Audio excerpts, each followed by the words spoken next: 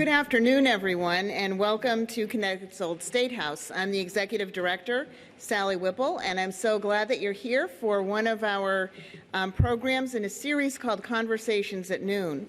These programs are funded by Connecticut Humanities, planned by our team, brought to life by our guests, and energized by your participation and questions. As always, we're very pleased to be able to spend this time with you, and we hope that you can join us again next month. On April 11th, we're going to have a lively kickoff to the baseball season with some speakers and I believe some mascots from the Yard Goats. And on May 23rd, we'll have a discussion about World War I and refugee settlement in Connecticut. As you know, today's program features the Connecticut Network Senior Producer for Program Development, Diane Smith, in a one-on-one conversation with recently retired Connecticut Supreme Court Justice Peter T. Zarella. We are thrilled to bring this program to you today here in the Old State House, Connecticut's most civic icon in the state, but we're especially pleased to have it in this room, the courtroom, which served as a courtroom for Connecticut for decades during the late 18th and throughout the 19th century. So it's a wonderful place to have this one-on-one conversation. Again, we're pleased that you're here, and I would like you to join me in welcoming Diane Smith and Justice Zarella. Thanks, Sally. And although this was planned a few months ago, I find it is a particularly interesting time to have this conversation with the former Associate Justice, because if you are like me, you have been watching your television set since yesterday, watching the nominee to the U.S. Supreme Court being questioned by the Senate, Neil Gorsuch. And also yesterday, the U.S. Supreme Court made a decision, or released a decision, saying that it would not overturn the conviction of former Governor John Rowland on his not that recent, but his more recent corruption convictions. So he will apparently have to serve his sentence. So I thought both of those were particularly interesting, since I have been really wanting to hear what Justice Zarella might say about those things. You probably know that he served on the Connecticut Supreme Court for 16 years. He stepped down, retired in December, so that he could have the pleasure of practicing law again with Dan Clow, our distinguished friend Dan Clow, and with his own son, which is lovely. And I thought that we had so many questions to talk about that I don't want to spend too much time on his background. I want to get right into the discussion. I'd also like you to know that this program is being recorded. It will air on the Connecticut Network, CTN. You will also be able to download it and watch it on ct-n.com. And I encourage you to do that. And we'll take questions from the audience. So we'll talk for a few minutes, and then if you have questions, please raise your hand, sort of get my attention, and we'll bring a microphone over to you. So thank you so much. And it's my honor to have you here today, and truly a pleasure. Thank you so much. Thank you. I suppose I should start by saying the mandatory retirement age for Connecticut Supreme Court justices is 70. You are several years shy of that. So why now? Why retire now? Well, at 70, you're correct. You have to retire. Mm-hmm. You don't have any option. And there is a position called a judge trial referee, mm-hmm. and I could become one of those, but I had no real desire or interest to do that. So looking at the situation, I said, I'm 67 years old. In 3 years, I'm going to have the option of leaving the court and doing what. Mm-hmm. And I thought that a 3-year head start on the next career might be helpful. Mm-hmm. In addition to that, I had the opportunity of working with a really fine law firm. I really, over the years, I know a lot of the attorneys in that firm, and they were welcoming me. And my son was working there. Mm-hmm. So for 4 years, he's been there. So now every morning I get to see my son. And that's a real plus. And of course, he has more time in there than you do, so I suspect that if somebody's going to bring somebody else coffee, it might be... Yeah, well, yeah. That's the way it's done on the court. Seniority is a big thing. So. There you go, there you go. Well, thank you so much for being here. Several people who were suggesting questions said, besides all the decisions that have been before you over the years, one of the things they wanted to know is, what was your career path to get to the point of Connecticut Supreme Court Justice? And starting with, how did you get interested in the law? Well, it's kind of interesting because when I was in high school, my father, who never went to college, he was pretty good in math and interested in sciences, and so I got interested in sciences, and I went through a Jesuit high school, and I was in the science program in high school, and it was sort of naturally assumed that I would be doing something in the sciences, and when I applied to college, I applied only to engineering schools. And I went to Northeastern University and received a degree in chemical engineering. But about probably 2/3 of the way through, I began to realize that maybe this isn't what I wanted to do. I was really enjoying the engineering, but thank goodness Northeastern had a work-study program. So you had to go out and work in the industry, and then you come back and go to school for 13 weeks and then back and work. And I noticed that many of the engineers at age 45 and 50 were being turned out and let go, and new engineers who were with the latest technology just coming out of college were being hired in their stead. So there wasn't those engineers that were turned out would have to either go into the business side of the business or leave. That didn't look too appealing to me, and so I had always in the back of my mind liked the idea of law school and practicing law, and so I went to right out of college. I went to Suffolk Law School. I didn't realize that it was such an abrupt, well, maybe not abrupt, but such a dramatic career path change. It's very interesting. I think for many people who'll be watching this program, the functioning of the Connecticut Supreme Court is a little bit of a mystery. So I want to get into a bit of how it works, how it's different from the U.S. Supreme Court. So let's start by describing the life of one of the justices of the Connecticut Supreme Court. How about if I just describe my life? Because they're all kind of different. That's actually pretty much what I meant. But okay. All right.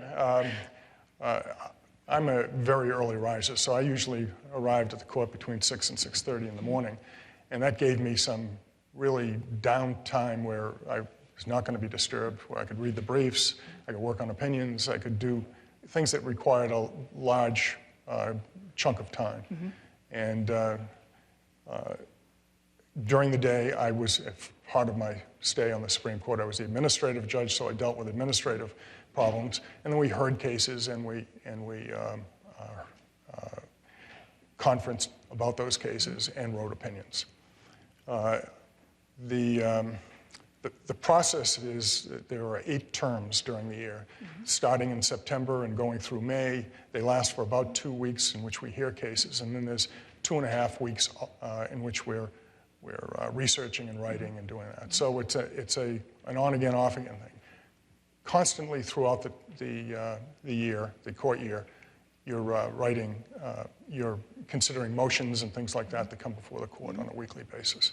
So that's basically it. It's a pretty cloistered existence. You see the people on the court, you see the clerks, and you see some of the administrative people that are in that building.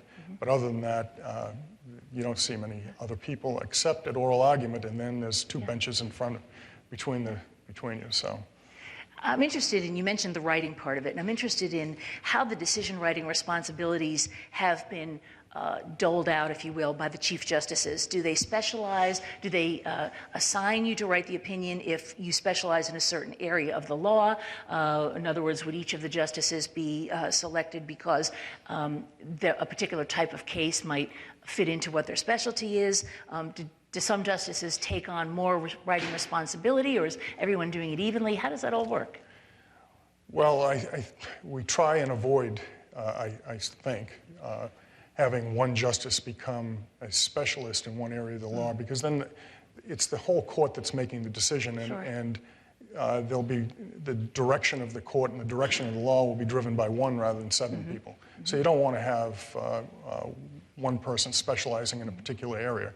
There have been times during the court's existence in which that has occurred. I think it was more inadvertence than anything else. In the family area, there was a period of time when one justice was writing most of the cases. That may have been by default because nobody else might wanted to write them, but so we try and avoid that. The Chief Justice, at the end of the 2-week term, will take a look, and we've voted on all the cases and see who's in the majority in each case, and then we'll assign the case to whoever she she sees fit. I see. She tries to balance the workload, not just in the number of decisions, but in the difficulty of the cases and things like that. Interesting. I think one of the things that I've wondered about when I've observed the oral arguments, when I'm watching them on CTN or when I've had the opportunity to sit in the courtroom, is I'm wondering, after the oral arguments are over, do you already know where everybody is going to fall on the spectrum? I was listening to Judge Gorsuch today, and he was saying that one of the things he tries to do is keep an open mind and have his clerks argue with him and try to change his mind. And then he was talking about how on the appellate court, so many times when he's walked in the door thinking that he's made his own decision after hearing the arguments, someone else on the court says something that completely changes his mind or causes him to see it in a different way. Right, right. Different cases are different, I guess. You read some judges have their law clerks read the briefs and records beforehand, and then they sit and talk about it ahead of time. I typically didn't do that. I read the briefs and records myself and prepared myself for oral argument.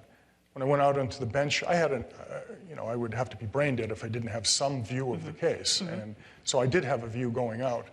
But I was open-minded when I was out there, and I would probe to see whether or not there were holes in my argument or holes in the other side's argument. We then would conference immediately after the case, and there would be an initial vote taken.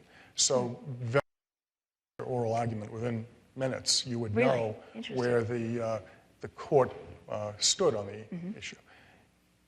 That wasn't the final word. That was just the initial vote. That allowed the Chief Justice at the end of the term to then be able to assign the majority to somebody that was in the majority. And then the process after that would be the majority author would research it, draft the opinion, and circulate it. And everyone would get a copy of it. You'd read it. You'd decide whether or not you agreed with it. You would make changes to it, recommendations for changes. And if there were sufficient votes that signed off on the majority, then the next step had been completed in it becoming the majority. If you didn't agree with it, you had the chance of writing a dissent and circulating that dissent. You circulated that to everybody on the court. Or you may agree with the result but not agree with the logic and write a concurrence. And that would be circulated. And then there'd be conversations about the dissent, the concurrence, and the majority, and votes could switch at that point or not switch. Eventually, all of the changes would be made, and there's this constant process of circulating these opinions until everybody is satisfied that there are no more changes to be made, in which case it goes on the conference calendar for approval.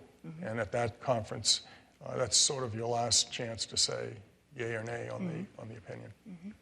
I wondered about how much collegiality there is on the court. I mean, do you have all offices next to each other, and do you see each other every day, or do you try to stay kind of separate while you're working on these cases so you're not influencing each other until you get to the point where you have those decision-making opportunities? Different judges work differently. Some judges are from the Stamford area, so to ask them to come in every day, it's just not practical. So they work at the Superior Court, where they have chambers at the Superior Court in Stamford.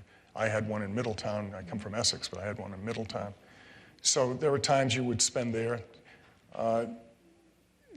Different people come in at different times and leave at different times. So the common times are when you're on the bench, when you're conferencing, and occasionally you would cross people in the hallway and talk. But it's rare that on a day in which there is no oral argument and no conference that you would have 7 judges in the. I guess that makes sense. Chief Justice Rogers has referred to you as a meticulous researcher, and you mentioned a moment ago that some justices rely on their clerks for certain things. It occurred to me that if you are a meticulous researcher, does that mean that you're doing work that for other judges they might have a clerk doing? Because I guess I imagined that the clerks do the research and then they bring that to you, and then. But it sounds like you do a lot of that yourself. I certainly use clerks to do research, and they. And if any of them are here in the audience, there is at least one clerk here, And he was a meticulous researcher. And that's why, you have to be very careful in picking clerks, because you want them to never quit, get to an answer and then think, well, that's it, stop there. I always viewed my role as thinking of the next question for the clerks to come back with an answer. And we had a planned adversarial relationship in chambers where I would ask them to take the opposing viewpoint and blow holes in it, and that led to refining the opinion and sort of trying to eliminate some of the holes that might be in the opinion. I'd love to be a fly on the wall for that. That has to be pretty interesting, right? Let's talk about some of the decisions that were reached in the 16 years you were on the bench, because as I was reflecting on this, I thought really a lot of the things that shape our society in Connecticut today are things that came before you in the last decade and a half. So I'd like to start, if you don't mind, with the death penalty. 2015, the Connecticut Supreme Court found the death penalty unconstitutional. You dissented from the majority. Could you explain a little bit about that? Right. In Santiago, the issue was the passage of a public act that basically said we're going to stop administering the death penalty going forward. All right? For any crimes committed on or after a specific date, the death penalty was no longer an option. For any crimes committed on or before that date, no matter when they were being prosecuted, the death penalty was still in effect. Santiago brought a claim saying that was unconstitutional, and it was cruel and unusual punishment. And I wrote the dissent. I wrote one of the dissents in that case.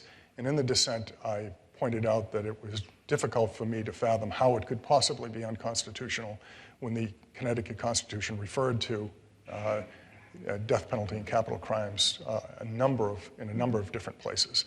And so I couldn't fathom how the court was finding the death penalty unconstitutional. In addition, the cruel and unusual argument is one in which you have to look and say, what are the mores of society? And in order to uncover the mores of society, the U.S. Supreme Court and our court has said probably the best gauge of that is looking at the legislature. Okay? And so if you look at what the legislature did, I found it difficult to understand how we could say that the legislature felt that the death penalty was cruel and unusual. They could say that they don't think they want it going forward, which is what I think they said. But to say it was cruel and unusual did not make a whole lot of sense. And the reason I say that is because if somebody was arrested today that committed a crime 5 years ago, for example, they could be prosecuted for the death penalty under that public act. So it was clearly not something that the legislature felt was a matter of being beyond the social mores of the state, because they're going to allow it in the future. So I found it to be constitutional. Now, that doesn't mean that the state can't get rid of the death penalty just by passing a statute that abolishes the death penalty. Well, I thought what was interesting in the wake of that was it was clear that many of the legislators were trying to keep the men who were on death row. And among those, of course, probably the most notorious at this particular period in time are the two men who were responsible for killing Dr. William Pettit's family in the Cheshire home invasion. And after that decision, he said this. He said, people have decided to change the game. You end up not having faith in the criminal justice system because it's really not a justice system. It's a legal system moved by the winds of different opinions and who has been appointed. I think it's a sad day for jurisprudence in the state of Connecticut. And of course, we probably all know that he is now in the legislature, although he said the death penalty was not what drove his decision to run. How do you respond to those comments of his? Well, I guess there's a number of different tacks you could take. The system we live in is a democracy, and we cherish that democracy. And what the democracy does is it empowers people. And in Connecticut, as in many other states, it's the people that have formed the government and given the government the powers that they wish to give to the government. In a democracy, you elect your representatives, you elect your governor, but you don't elect your judges. And in that, there are problems, because that makes the judicial branch the least democratic branch of government. Now, we are in Connecticut subject to 8-year terms and reappointment, but we are the least democratic branch of government. And I think as judges, we need to recognize that, and we need to keep in the back of our minds the fact that we aren't answerable directly to the people. And in not being answerable to the people, we should allow decisions to be made by the legislature who are responsible to the people. So I think what Dr. Pettit was trying to say was that this, in his mind, was a decision that was made by the legislature, misinterpreted by the court, and the court should have stayed out of it. Now, the other side of the coin is that the court is charged with a non-delegable responsibility for deciding what the Constitution means. And the majority in Santiago will tell you, and rightfully so, that that's what they were doing. They were determining what the Constitution of Connecticut said. I happen to disagree with that, but that's what they were doing. So there's some right and there's some wrong. There's some pluses and minuses to what Dr. Pettit had to say. This is something I've wondered about so often, and that is when someone, and the last one was Michael Ross, when someone is actually going to be executed, when that is actually moving forward, there is a role for the state Supreme Court. And so the Supreme Court, the judges, I understand, do gather together before the time of the execution. Would you tell us what the role for the court is? And then I want to ask you what that is like when you get together at that time.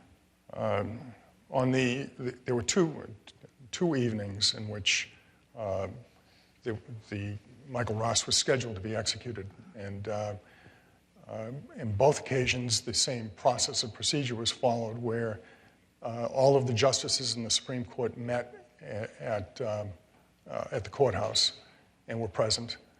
It was probably around 11 o'clock at night, because the execution is scheduled to take place, as I recall, at midnight. The habeas judge in the Superior Court was available out in Rockville, which is his normal chambers. The clerk of the U.S. Supreme Court and I believe a district court judge were all available for that night in case a last-minute petition or some other claim was going to be filed in one of the courts.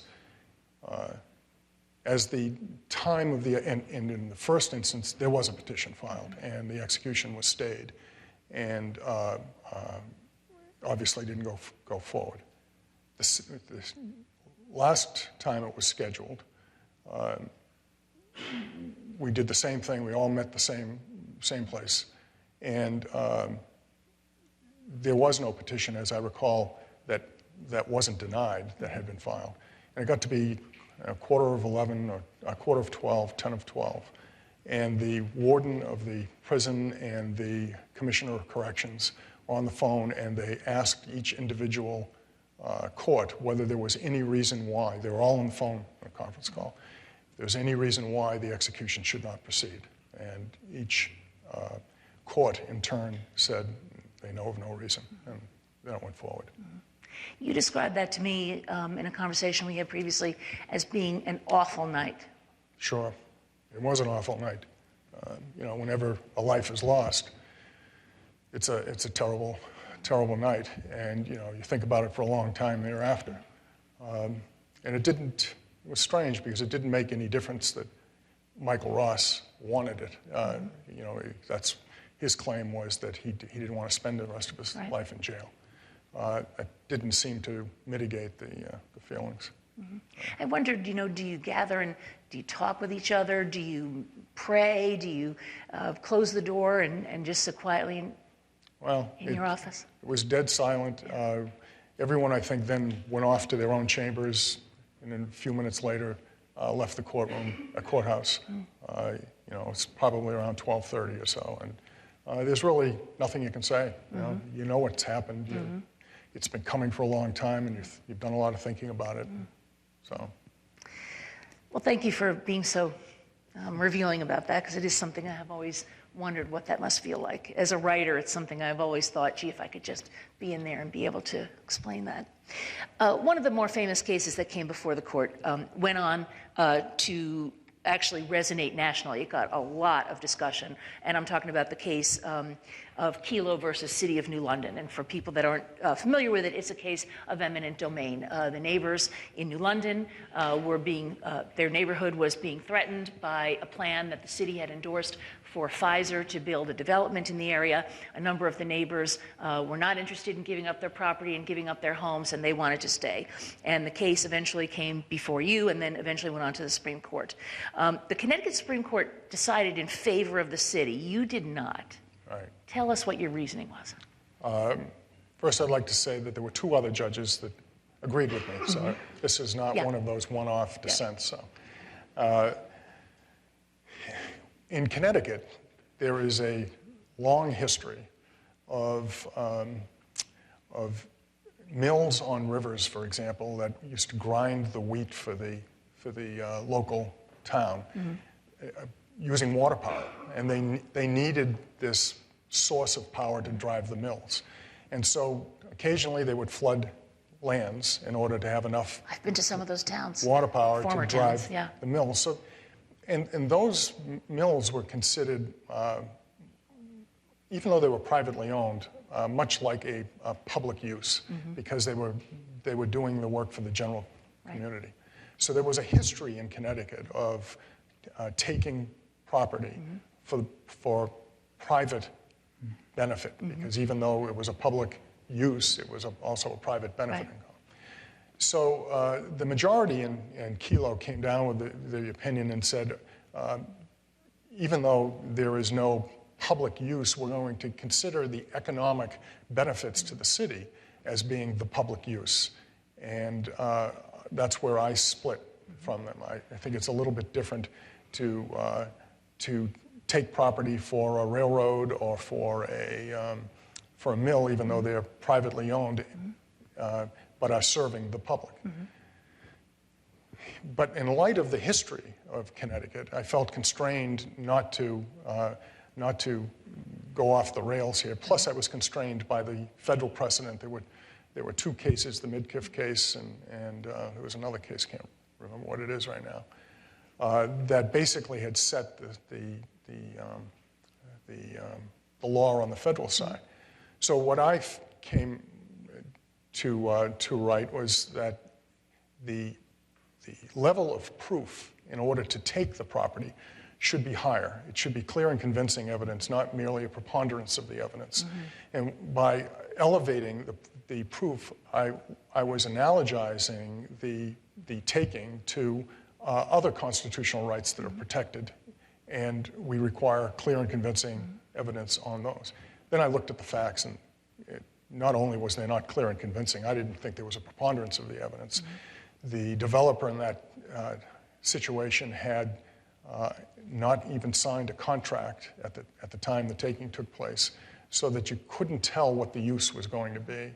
The property was, the contractor had no commitment to build. They received the land for 99 years for $1, and since there's no commitment, and all of the economics, the studies that had been done indicated that it would be a long time before anything would be built there because of the impact of the casino and the hotels that the casino had. So I didn't believe that it was going to come about, and so I didn't think it met that standard of clear and convincing evidence that the development would take place. I should note that the project never did get built. It never did happen. The case eventually went to the U.S. Supreme Court, and again, the residents lost their case. However, the argument that you made in your dissent was really, has really been heard or has been used, if you will, or inspired, maybe is the right word, in cases across the country now. Right. There were a number of state legislatures that changed their takings statutes to require clear and convincing evidence. So I guess it was 20 or 25 of them, I think, that did that. So, It's really interesting. yeah, it was some So now that you're not gratification. sitting on the bench anymore, you can say, how does that feel? Yeah, yeah. Well, there's some gratification, but certainly not to Ms. Kilo. Yeah, no, definitely not. That little pink house. Yes, I was mentioning yesterday that the U.S. Supreme Court rejected Governor Rowland's appeal of his conviction. I wanted to see if you could describe the court's role in the impeachment of Governor Rowland. During the impeachment, the legislative committee, who was investigating and looking towards the impeachment, issued a subpoena for Governor Rowland to testify before the legislature. Governor Rowland, through counsel, filed a motion to quash the subpoena in the Superior Court, saying that the legislature did not have the power to require him to attend a legislative session. That was heard in the Superior Court, and it was the motion to quash was denied, and an immediate appeal was taken by the Supreme Court. That was an interesting time, because when the court went out onto the bench to hear that case, the parties had reached a stipulation or an agreement. And the agreement was that they had agreed that if Governor Rowland did not honor the subpoena, and the subpoena was for that Monday, we were hearing the case on the Friday before that Monday. If he didn't honor that subpoena, they would not arrest him using their powers of arrest. And there was a significance to that, and the significance to that was that his personal liberty would not be at stake, and the disruption of the governor's office would not take place. I believe, and you can ask the attorneys who are involved, I have never asked them this, but I believe they thought that would moot the case out, that they wouldn't have to go forward with it. And if Governor Rowland didn't show up on that Monday, because the subpoena wasn't quashed, they could just add an article of impeachment to those charges for not honoring the subpoena. That's what I think went on. I can't say I know that. In any event, because his personal liberty wasn't at stake, my view was our court had no jurisdiction over this issue. And the reason is that the impeachment process is delegated under the Constitution solely to the legislature. Right. There isn't a more quintessential function for the legislature than impeachment. I mean, that is solely delegated to them. So if that's the case, then, and his personal interests are not at stake, I didn't see any reason why we should be hearing that case, and which would have allowed the subpoena to stand in accordance with the Superior Court decision, and Governor Rowland would have had a decision to make Monday morning in front of the legislature. Were you ever concerned that because he had appointed you, that how you ruled in that case might be seen by people as being, you know, an answer to the fact that he chose you? I was never concerned about it because I know how I'm going to decide the case, but you do have to be careful with the impression that it might give. But there were a number of people on that court that were appointed. Justice Verdefe was appointed, Justice Sullivan was appointed. Right. You might not have much of a court if everyone is going to be disqualified merely because they know the governor or were appointed. Yeah, and I'm not arguing that they should have been disqualified, right. But I just wondered if that crosses your mind that people are going to say that. Well, people did say that. The House of Current pointed that out. You know, I wondered about you know, the role of the governors in making the appointments. I think right now we have 4 appointees on the court who were appointed by Governor Malloy. Right. How does that affect the court? I mean, is that a good thing? Is that a bad thing that you know, more than half are appointed by one governor? Well, if you go back to my concept of democracy, people have elected the governor. And the longer the governor is governor, the more judges he's going to appoint. And so in one aspect, it's democracy in action. So if you don't like his appointments, the only control you have over the judiciary is to get rid of the governor. So no, it doesn't disturb me that he's had 4 appointments think it's 4 appointments that he's had to this I believe bench. it's, yeah. So that brings me to the question on a national level then. What was your view of Merrick Garland not getting a hearing when he would have been appointed by the sitting president, by President Obama? Well, I mean, I feel very bad for Merrick Garland. I think that's a tough position to be put in. I wouldn't have liked it if I were him, but that's politics, and this is a political process. Getting appointed is a political process, and it's meant to be a political process. So, like it or not, I think it's fair game. Mm-hmm. So. What do you think will happen with Neil Gorsuch? Think he'll sail through? I don't think the word is sail. I think he'll get through. Okay. I think he'll be. I was trying to be optimistic. He'll be a little bloodied, but yeah. he seems to be a fine man, a good judge. Yeah. When you look at the U.S. Constitution and the Connecticut Constitution, where do you put yourself in terms of what we've heard about justices on the U.S. Supreme Court, that the Constitution of Connecticut is a living document meant to be interpreted as appropriate for the times, or that the Constitution is more of a fixed thing and you're more of a constructionist? I heard, actually, this came up because I heard Judge Gorsuch talking about that right before I came here today. Right. I don't think anyone would describe me as a proponent of a living constitution, and for good reason. I don't believe that, I believe in a social compact theory of government. Mm-hmm. When we got together, all of the people got together and they said, how are we going to govern ourselves? Mm-hmm. And they said, we're going to give this entity called a state government these powers, mm-hmm. and they presented the powers in the form of the Constitution of 1818, in Connecticut anyway. And then there have been subsequent amendments to that Constitution through convention and otherwise. But it's a delegation of that power from the people to the state government. We as judges are charged with interpreting and understanding what that Constitution says and means. And that doesn't mean that the prohibition against an illegal search and seizure cannot be applied to cell phones, even though there were no cell phones back in the. Mm-hmm. So this concept that because I don't believe in a living constitution, somehow I'm stuck in the mud back in the 1800s, and I don't even know about automobiles. Mm-hmm. It just isn't the way it works.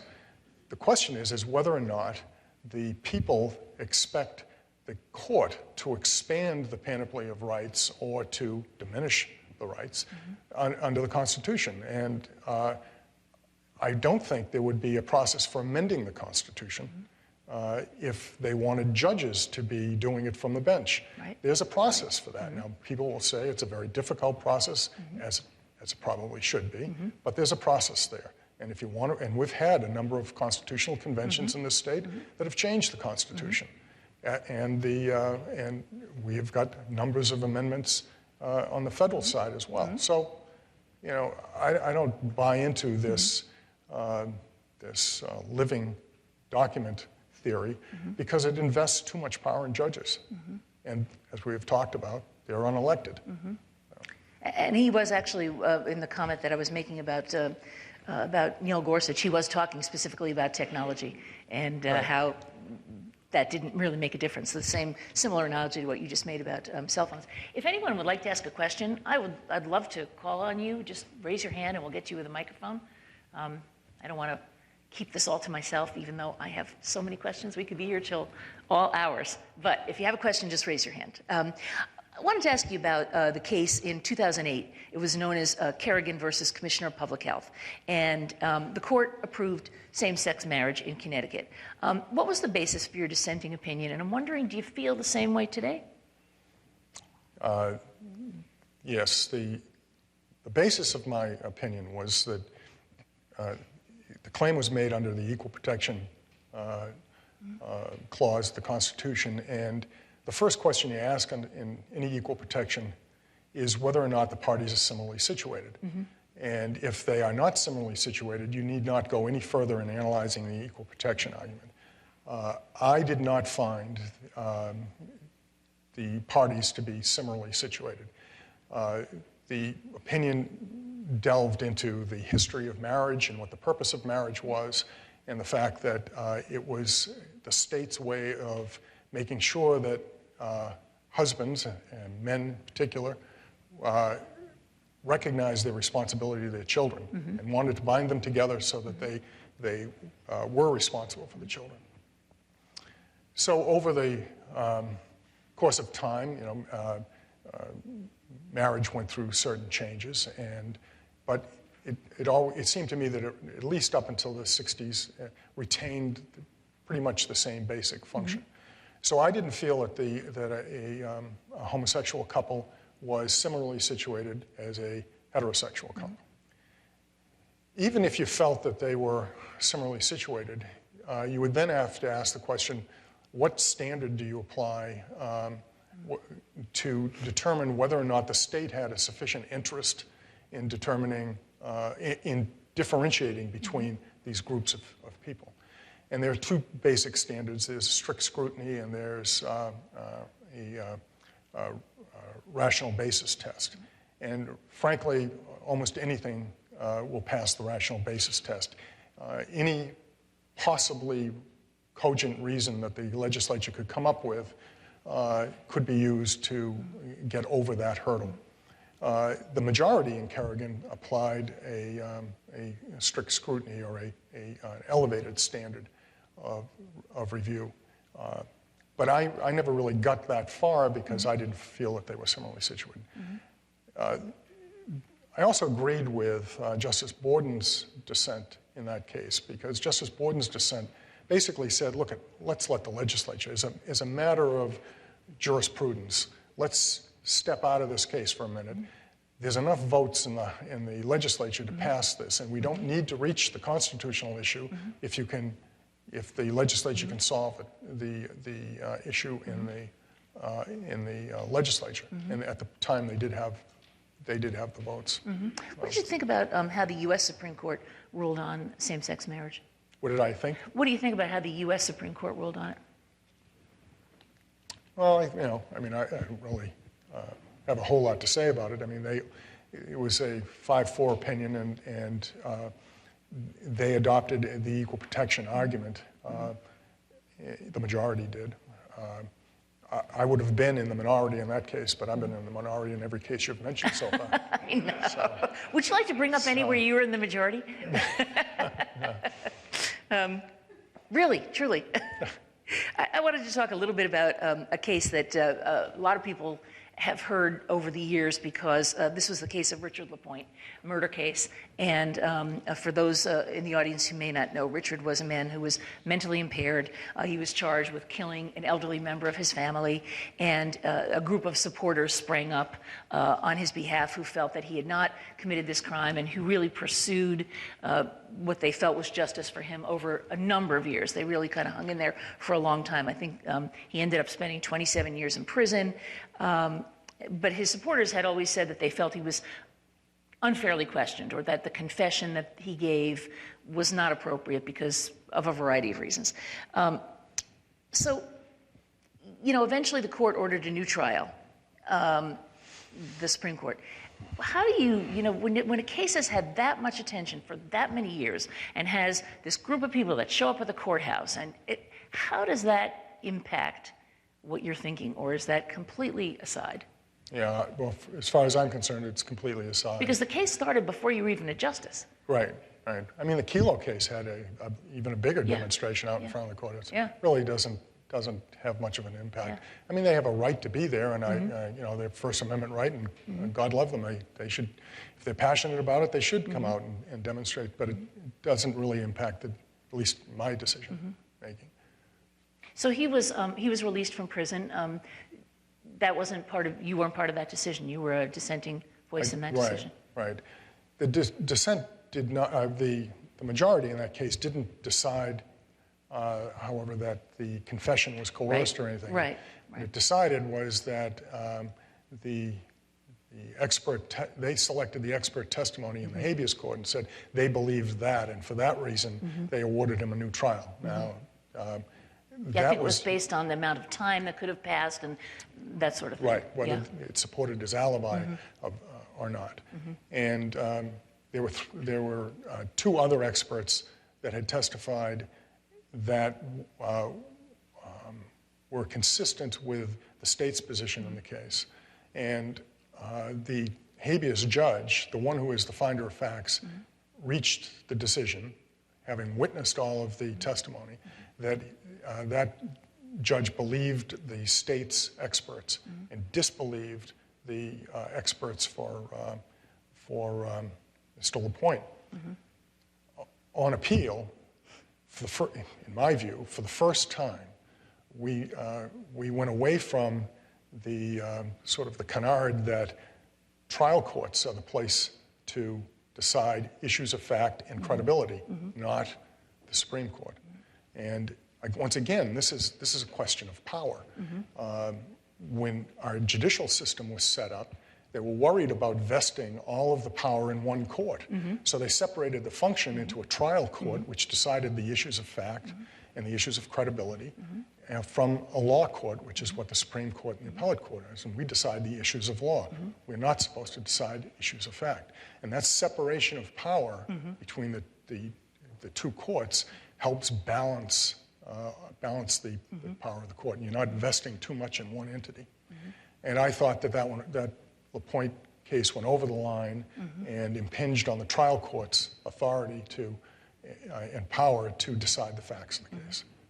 Does anyone have questions about any of these issues or anything else? I'd like to add one more thing. Yeah. It goes back to what you were saying about publicity. There was certainly a lot of publicity in that case that was pro Mr. LaPointe. And that trial judge was under a lot of pressure. Yes. And yet he made a decision that, right or wrong, it was not in accordance with the pressure. And so you have to applaud him for that. And I suppose, we all want to believe that that's how all of our courts work and how all of our judges will behave. You have served as an appellate judge, and I understand that in your new role at the law firm, part of what you'll be doing is helping to prepare lawyers who may be going before the appellate court. What can you share with them in the years that you were doing that that you could reveal to us now? And I realize it's a case-by-case thing, but are there certain things about... I'm selling that now. You want me to give it to you? Just a tiny bit. In television, we call that a tease. I see. Well, I can tell them my experiences, and I can tell them how I looked at cases and how others on the court, I believe, look at cases. What's important, what's not important, how you might want to approach an oral argument.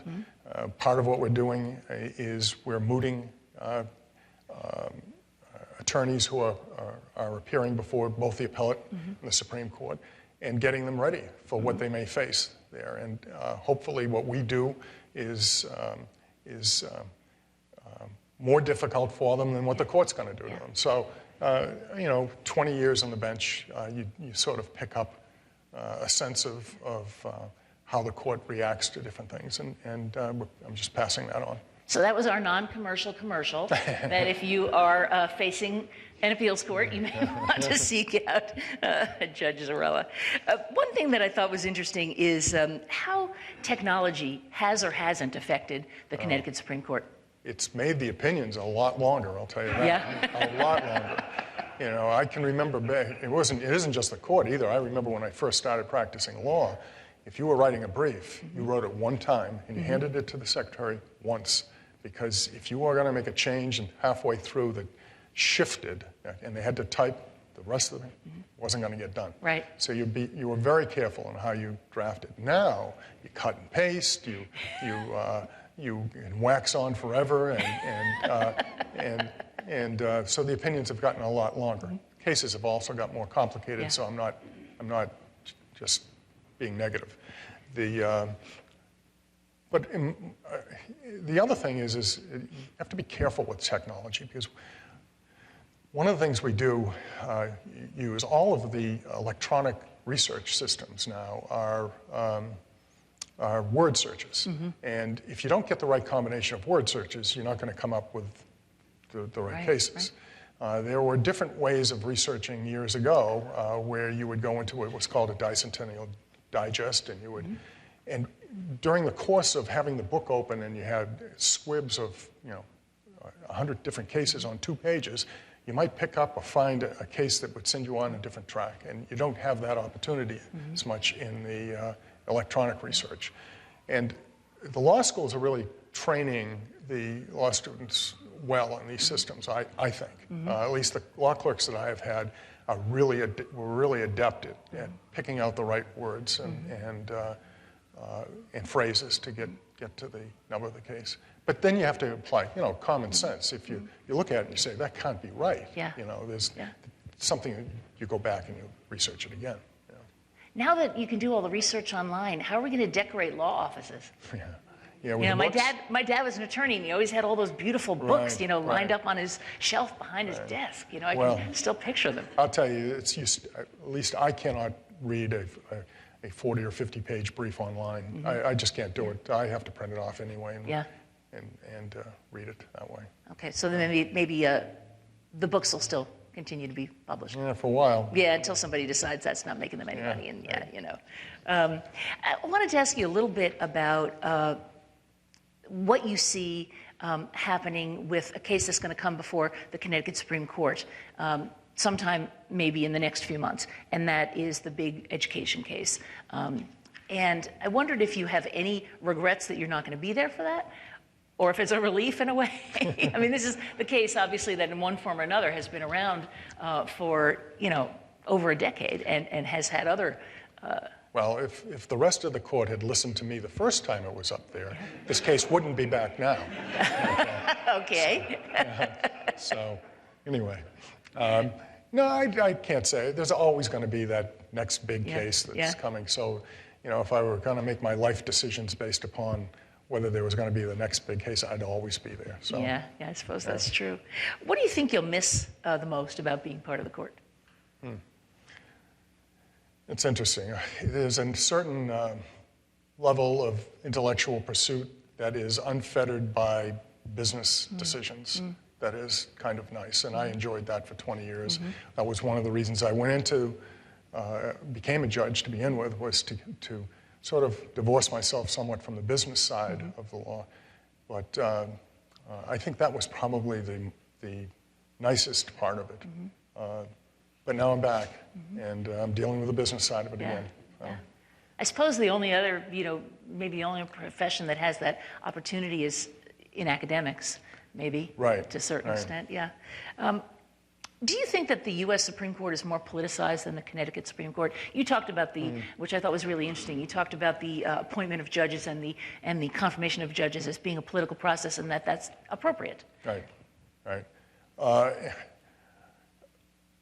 Well, I think there's a lot more discussion about the U.S. Supreme Court and the politics that might surround the court, and the Merrick Garland thing. I mean, it's more of in the public eye than the Connecticut Supreme Court. Typically, I don't really think of the appointments that Governor Malloy has made or the appointments that governors before him have made as being political in the sense of vetting the person for some sort of philosophy. Right. There was a time, in a not too distant past, where the most senior Superior Court judge became the next Supreme Court justice. And so you had judges on the Supreme Court that weren't lasting too long because they had the 70 age that they were bumping up against, and they were getting on the court when they were much older in life. But I think what Governor Malloy has attempted to do is diversify the court, and he's been able to accomplish that, I think, and that's a good thing. So I don't see him as having some of the, the Hartford Courant described. I don't want to get off on this, but the Hartford Courant described me as the most conservative justice on the court when I retired. I've got to tell you, I don't understand what they're talking about. What does that mean, that I'm the most conservative justice? Most people, when they read that in the newspaper, are going to think politics, and they're going to think, he is either right-wing or he's left-wing, or he believes this on social issues, he believes this on economic issues. That's not what's going on up there, or if it is, it shouldn't be going on up there. If if they meant conservative as somebody who reads the law as it's written, I'm conservative, okay? If they read it, a liberal justice as somebody who can find things in the Constitution that haven't been written, it's a liberal justice, okay? But to cast somebody as a liberal or a conservative on the court is really unfair, and it's unfair because it has connotations of being politicized. Yeah. So, I have two questions before we end, unless anyone else has a question. Does somebody have?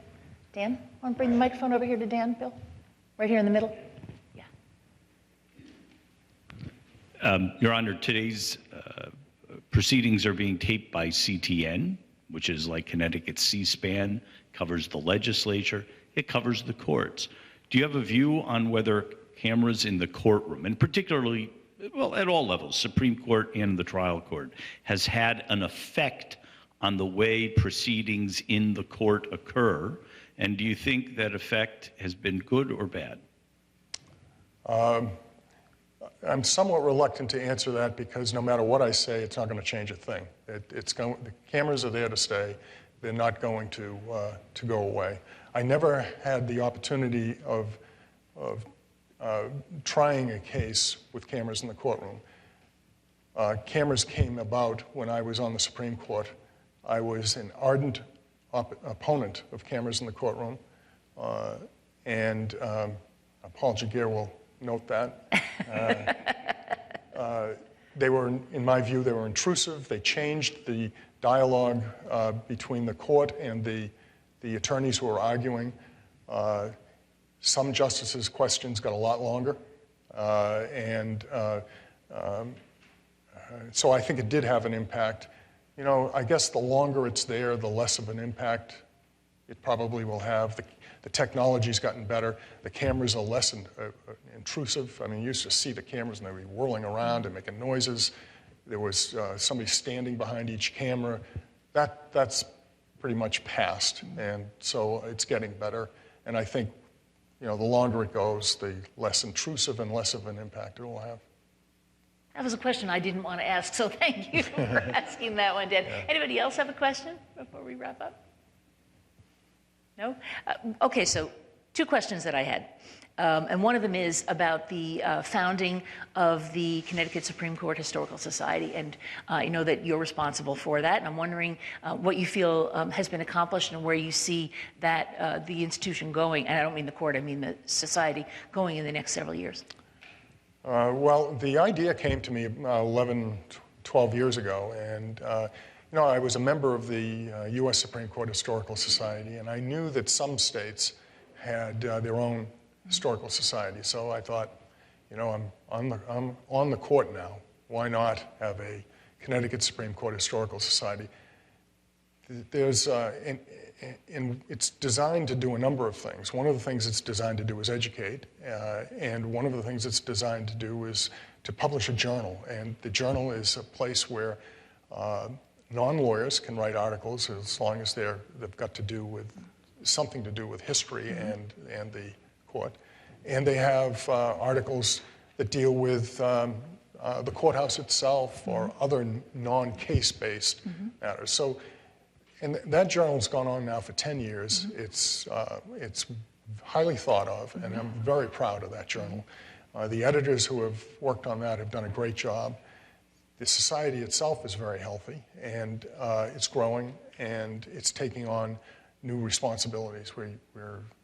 We've got some programs now where we're awarding cash prizes to high school students that write the best essay on a particular topic, that type of thing. So we're trying to get people to even know that there is a Connecticut Constitution.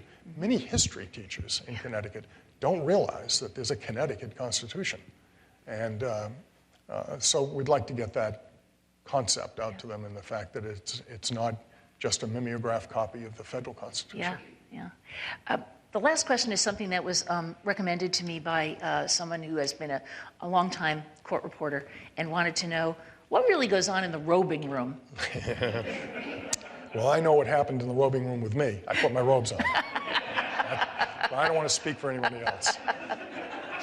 Because he said, don't they have a hangar in their own office? Couldn't they put the robot in there and then No, just, but, yeah. It's 7 lockers. Actually, it's more. There's 9 lockers, 2 of which are for visiting judges. And the conference room is right off of the robing room. So you have the courtroom, the robing room, and the conference room. And so it's convenient to come downstairs, go into the conference room, go in the robing room, go out onto the bench, drop the robe off, go back into the conference room, and talk about the cases.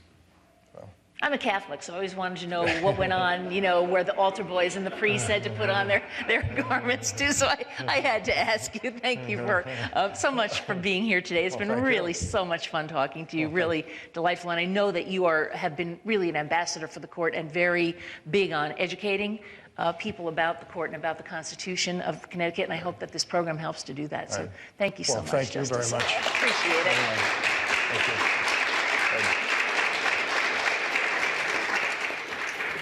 Thank you very much. That was a wonderful and enlightening discussion. We really appreciated it. And thanks to all of you for coming today. We hope you'll come back again sometime. And we have surveys on your seats that you can fill out for us if you would like to do that. And again, thank you so much.